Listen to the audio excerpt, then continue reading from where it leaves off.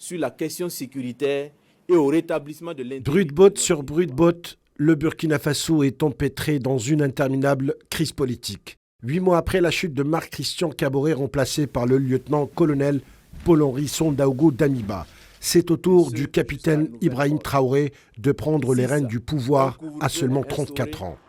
Membre du mouvement patriotique pour la sauvegarde et la restauration, Ibrahim Traoré, aidé par son groupe de militaires, avait fait le ménage le 24 janvier en déchoyant Kaboré au profit du lieutenant-colonel Damiba. Ibrahim Traoré, jeune capitaine qui était jusque-là commandant du régiment d'artillerie de Kaya, la première région militaire située à une centaine de kilomètres au nord de la capitale burkinabé, nommé à ce poste par Damiba en mars 2022.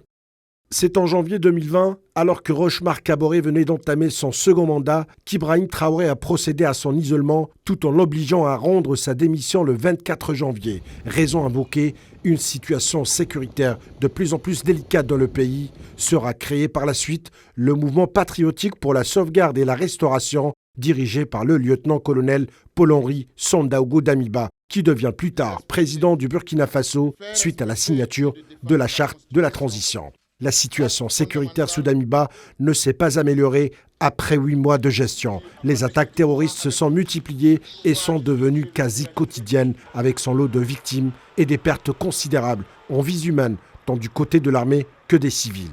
La restauration de l'intégrité territoriale. Une transition toute faite pour que Ibrahim Traoré puisse agir et isoler Damiba à son tour. Il accuse d'avoir opéré des choix hasardeux qui ont progressivement affaibli le système sécuritaire du pays. Selon les chiffres officiels évoqués par les anciennes autorités, plus de 40% du territoire échappe au contrôle de l'État.